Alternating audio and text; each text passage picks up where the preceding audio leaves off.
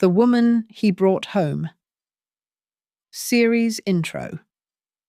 Before we begin, I need you to stop whatever you are doing. Put down the other tab, set aside the other story, close the other window. Because what you are about to watch is not a story about a woman who screams.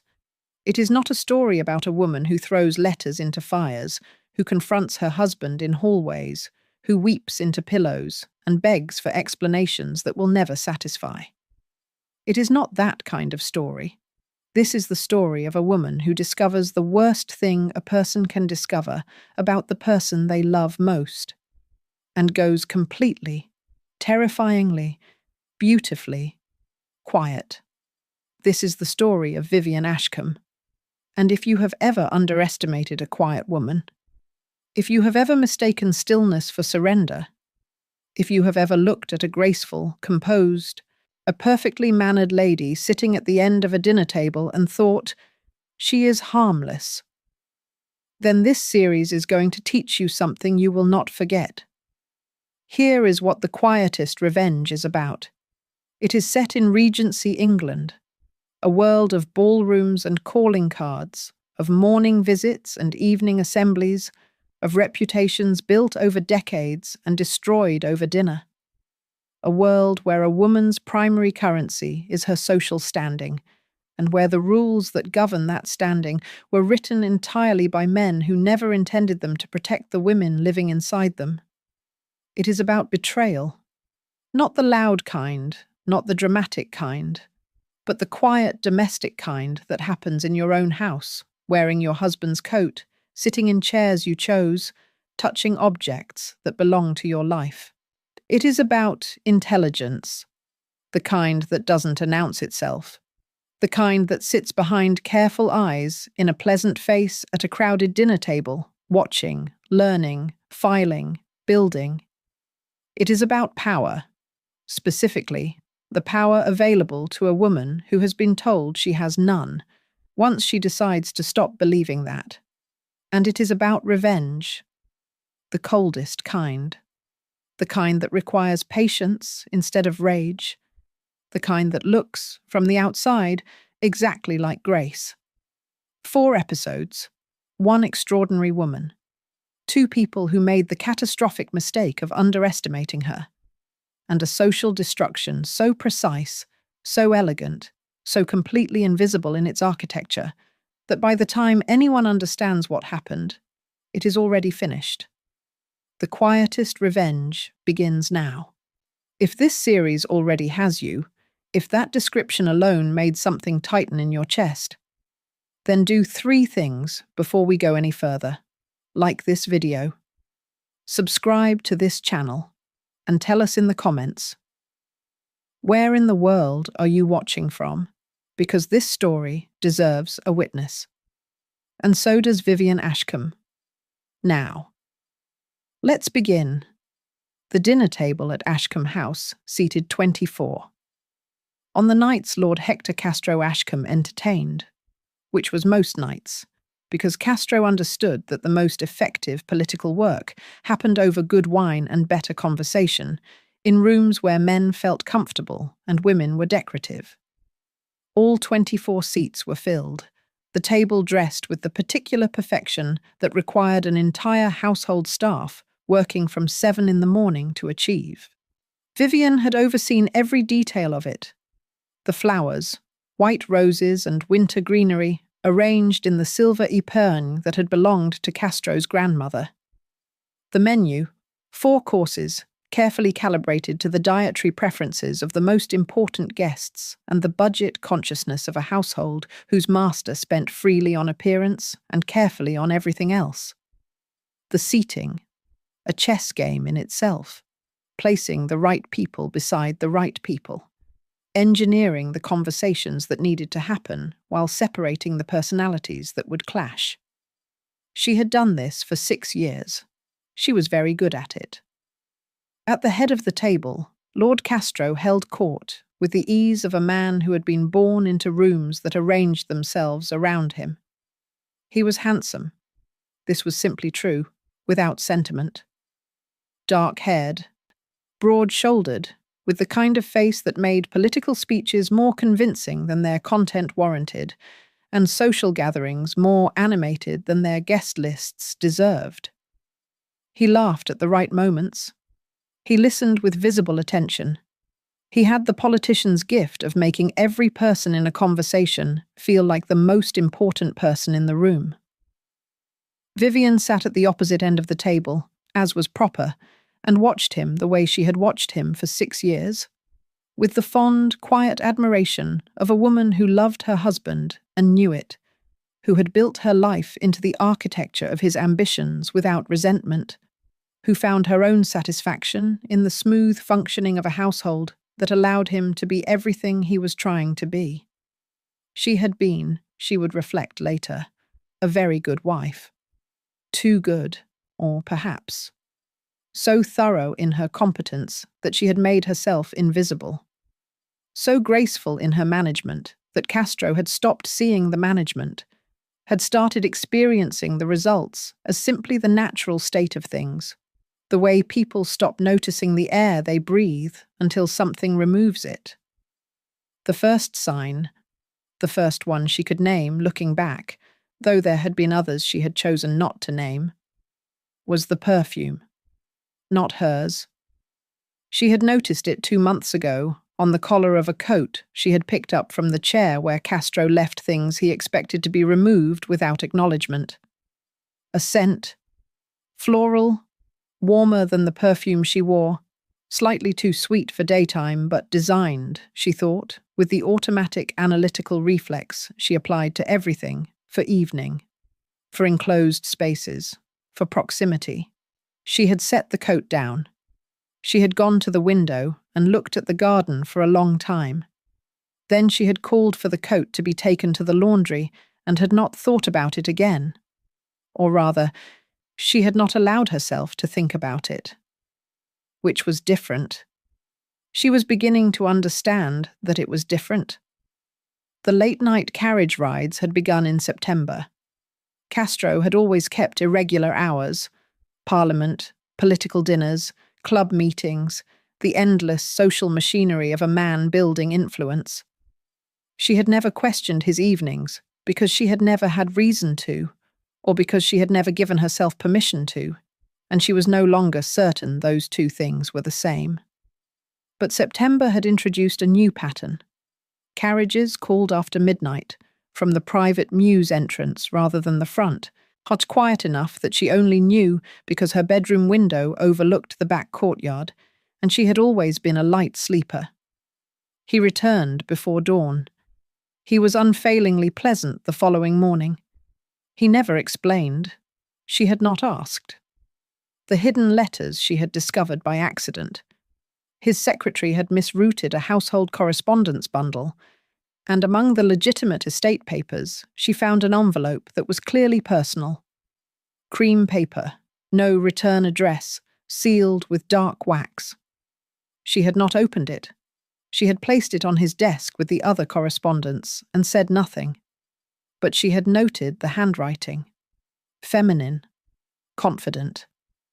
Slanting slightly to the right with the unconscious flourish of someone who had been taught to write beautifully and knew it. 3 separate pieces of information, assembled over 2 months. Enough to build a picture she did not want to finish. She was, she told herself at the end of each day, probably wrong.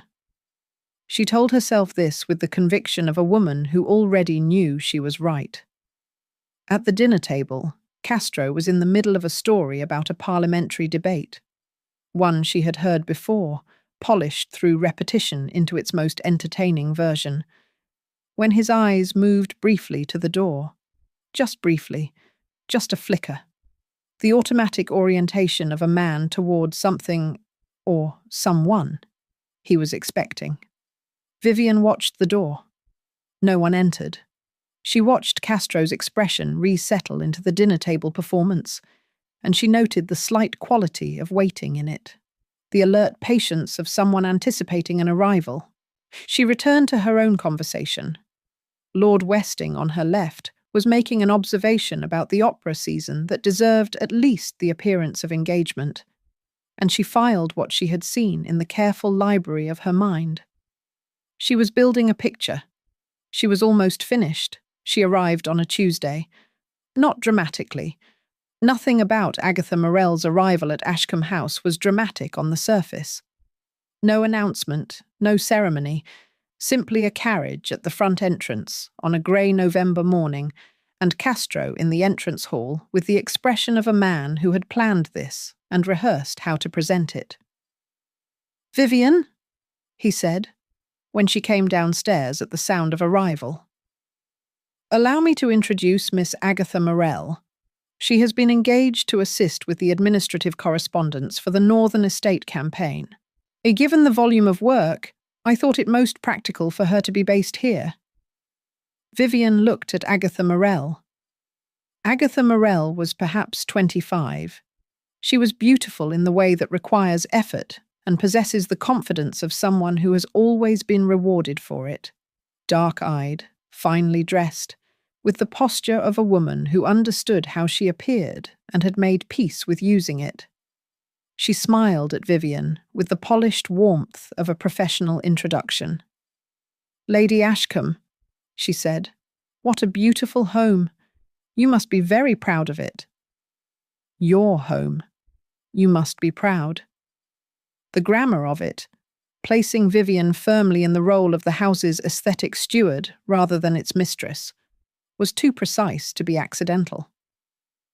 Vivian heard it the way a musician hears a wrong note, instantly, entirely, without being able to explain the mechanism of recognition to someone without the same ear. "Miss Morell," Vivian said pleasantly, "welcome to Ashcombe House. I hope the journey was comfortable." "Perfectly comfortable, thank you." Agatha's eyes moved around the entrance hall with the assessing quality of someone measuring a space against its potential, rather than appreciating its current state. Castro was already directing the footman with Agatha's luggage. More luggage than a temporary work arrangement required, Vivian noted, the kind of luggage that assumed duration. "I thought the blue guest room," Castro said, to no one specifically. "Of course," Vivian said. "I'll have Mrs. Hartley prepare it." She went to find Mrs. Hartley. In the corridor, alone for 30 seconds, she allowed herself one moment, just one, of absolute, she's unmanaged feeling. It moved through her like cold water, top to bottom, the recognition of something she had been half knowing for 2 months, arriving as full knowledge. Then she composed her face and went to find the housekeeper. The days that followed established Agatha's particular method. It was subtle. Vivian would grant her that.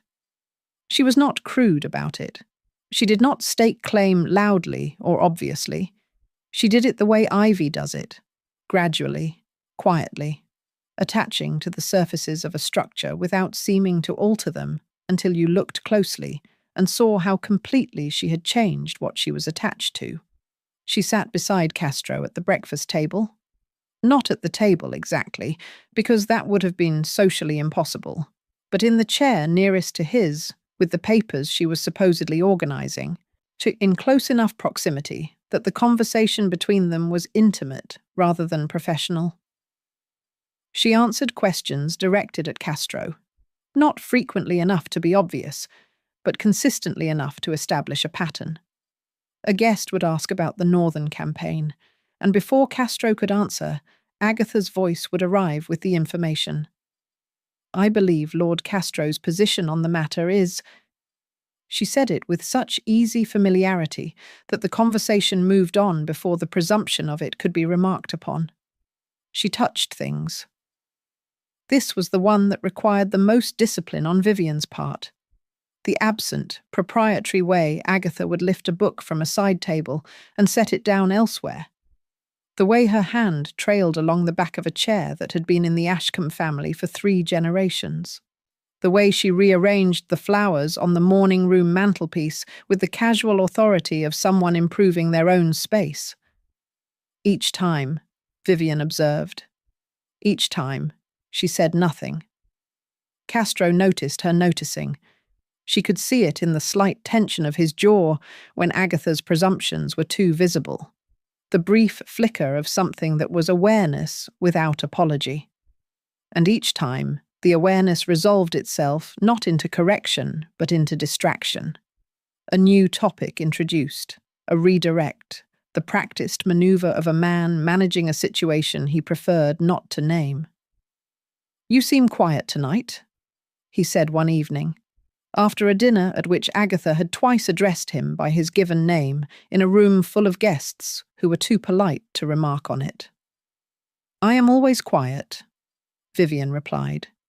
He accepted this, and he had no reason not to. It was true. She had always been quiet. He had simply never considered that quietness and stillness were different things, and that she had been, beneath the stillness, watching everything. The overheard conversation happened on a Thursday evening. Vivian had come downstairs for a book she had left in the library, a small domestic errand, the kind that filled the margins of a day. The library door was not fully closed. Inside, the fire was burning, and two voices were speaking in the register of people who believed themselves to be alone. Castro's voice, and Agatha's.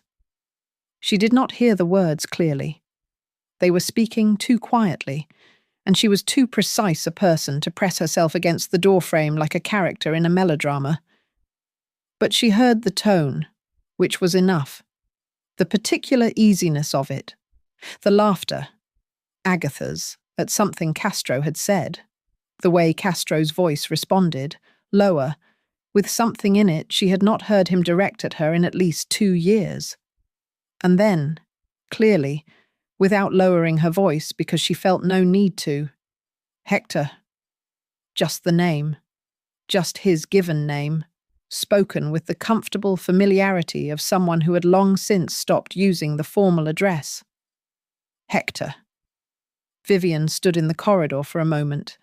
Then she turned and went back upstairs without the book.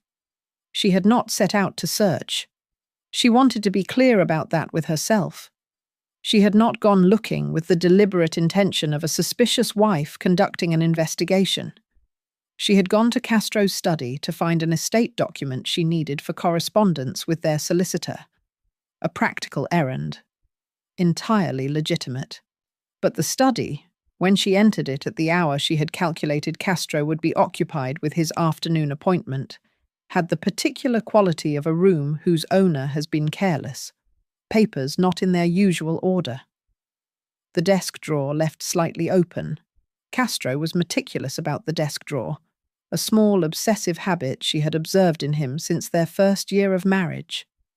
She approached the desk because the document she needed was kept in the left-hand drawer, and the left-hand drawer was precisely the one that sat slightly open, and she was simply retrieving what she had come for. The receipts were not hidden exactly. They were folded inside a parliamentary briefing document, inserted, not secured. The inserting had been casual, the act of a man who did not believe his desk would ever be examined. She unfolded them. Jewellery, 3 pieces, purchased over 4 months from a jeweller in Bond Street, whose clientele was the kind who valued discretion. A sapphire bracelet, a garnet brooch, a locket with an engraving. The receipt listed only personal inscription, 6 words, and the cost. She looked at them for a long time. She refolded them, replaced them exactly as she had found them. She found her estate document in the left-hand drawer, as expected. She returned the drawer to its slightly open position. She was about to leave when she saw the letters. Not searching. She had not been searching. But they were there, in the space beside the bookshelf where Castro kept the document box she had given him as a wedding anniversary gift, and the box was slightly displaced, and the ribbon, black satin, it tied in a careful bow, was visible between the box and the shelf. She should not have looked. She looked. There were 9 letters. She did not read all of them. She read the one on top, the most recent, judging by the date. And then she read the one at the bottom, and then she stopped. Not because the others would have told her more than these two had. They would not have. She had enough information. She had had enough information for 2 months, and what the letters gave her was not information so much as confirmation. The first letter was unremarkable in its particulars and devastating in its specifics, in the way that intimate correspondence always is. The evidence of a world that exists without you, in which two people have developed a private language, private references, a private history that belongs entirely to the space you do not occupy. The last letter, the one at the bottom, the earliest, was shorter. She read it once. "Soon I shall no longer hide in your wife's shadow. You have promised me. Do not make me wait much longer, Hector. I am not a patient woman." Vivian set the letter down carefully. The fire in the study grate was burning. The clock on the mantelpiece marked the half-hour. Somewhere in the house, a door closed and footsteps crossed the floor above, and the ordinary sounds of an occupied household continued without any awareness of the woman standing in the study, holding a letter that had just rearranged everything. She stood very still. Something moved through her. She would not call it grief, not then, though that was what it was. In the moment, it felt more physical than emotional, more like a sudden change in pressure than a feeling, the sensation of something that had been holding a shape collapsing inward. 6 years of marriage, 6 years of dinners and managed households and political calculations made easier by her competence. 6 years of quietness that she had given him freely, out of love, because she had believed. She had genuinely, completely believed that he saw her, that beneath the social function of their partnership, beneath the practical architecture of the thing they had built together, there was something real. She had been, it seemed, quite wrong. The grief lasted perhaps 40 seconds. Then something else arrived, quieter than grief, colder. She wiped her eyes with the back of her hand. One pass, deliberate, final. She retied the letters with their black ribbon. She replaced them exactly where she had found them, at the precise angle of the original displacement. She picked up her estate document, and she left the study with the composed expression of a woman who has just retrieved the correspondence she came for. Abigail Whitmore's morning room was the one place in London where Vivian had always been able to be entirely herself. This had been true since they were 17. Since the season they had come out together and discovered in each other that rare thing. A friend who required no performance, who could be trusted with the unedited version of your thoughts. Abigail expected tears. Vivian could see it in the way her friend had arranged the room, the tea already poured, and the biscuits set out with the particular care that signals someone has prepared for a difficult conversation. The chair pulled close to the fire, because people who are about to cry benefit from warmth. Vivian sat down, accepted the tea, did not cry. Abigail watched her with the increasing concern of a person whose preparations have been based on a misreading of the situation. "Tell me," Abigail said. Vivian told her. Not everything. Not the letters exactly. Not the full inventory of the past 2 months. But enough. She told it in her own voice, which was level and precise, and carried the particular quality of a woman who has made a private decision and is now informing a trusted ally rather than seeking comfort. When she finished, Abigail was quiet for a moment. "What do you want to do?" Abigail asked. "Not what will you do?" The careful question of a woman who understood that Vivian's wants were the beginning rather than the conclusion. "I want," Vivian said slowly, "to be clear about what I am not going to do. I am not going to confront him. I am not going to weep in a corridor or throw letters on fires or make any of the scenes that would allow him to manage me as a problem he can solve with an explanation and a promise." "And what are you going to do?" Vivian set down her teacup. When she looked up, Abigail saw something in her expression that she had not seen there before, not in 17 years of friendship. A quality she did not immediately have a word for. She found one eventually: precision.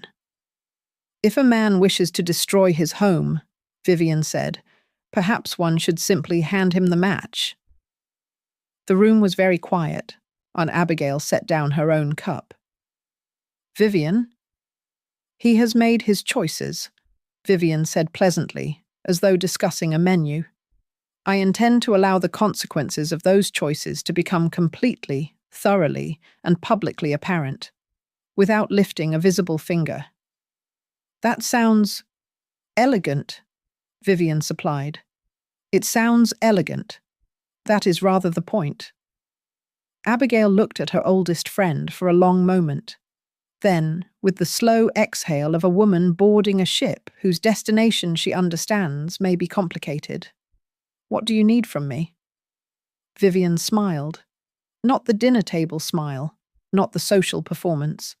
The real one, the rare one. Your ears, she said. And your mouth, applied with precision, at the right moments, in the right company. Society gossip as ammunition. Society gossip as architecture, Vivian corrected. Ammunition implies bluntness. I prefer something more structural. Abigail picked up her tea. God help them, she said, with genuine feeling. He will not, Vivian said serenely. He has far better things to attend to. She returned to Ashcombe House in the late afternoon, when the light was going grey and the street lamps were beginning to be lit, and London was settling into its evening self.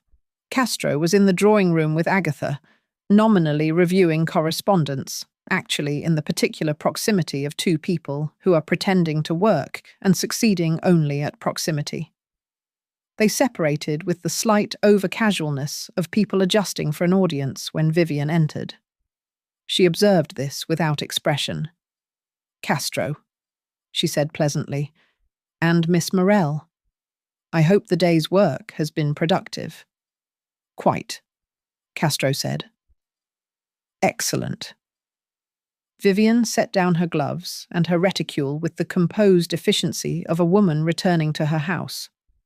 Her house. Miss Morell, I have been thinking about your situation here. The guest room is comfortable enough, I hope, but the arrangement does seem slightly impractical for someone with a significant volume of work. Agatha looked at her with the careful attention of someone trying to read an expression that is giving nothing away. It's perfectly fine. I was thinking, Vivian continued, that the East Wing rooms would suit you far better. More space, better light, closer to the study where you work. She smiled, warm, gracious, entirely transparent in its surface and entirely opaque in everything below it. I insist. Consider Ashcombe House your home for as long as your work here requires. The silence that followed lasted perhaps 3 seconds. Agatha's smile returned. The victory smile. The smile of a woman who believes she has just been handed something she wanted. That is incredibly gracious of you, Lady Ashcombe. Not at all, Vivian said. We must all make the best of our circumstances. She excused herself and went to her own rooms. At the fireplace she stood for a moment. In her hand was a single document, a financial paper, one Castro would not miss immediately, one whose absence would not be felt for perhaps a week. Long enough. She had chosen it carefully.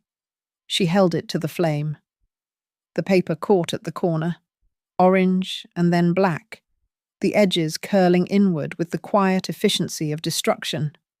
She watched it burn. Behind her, Ashcombe House continued its evening. Castro, somewhere in the drawing room, Agatha settling into the East Wing, servants managing the invisible machinery of a household that ran because she made it run. In front of her, the fire consumed the document completely. She set the last corner in the grate and watched it finish. Then she straightened. smoothed her dress, looked at herself in the mirror above the mantelpiece, composed, clear-eyed, perfectly still. "All right," she said quietly to the woman in the mirror. "Let us begin." Character quotes of the episode. She cried once, 40 seconds, in a study that smelled of his cologne and her 6 years of loyalty. Then she wiped her eyes and walked out with her head straight and her plan already forming.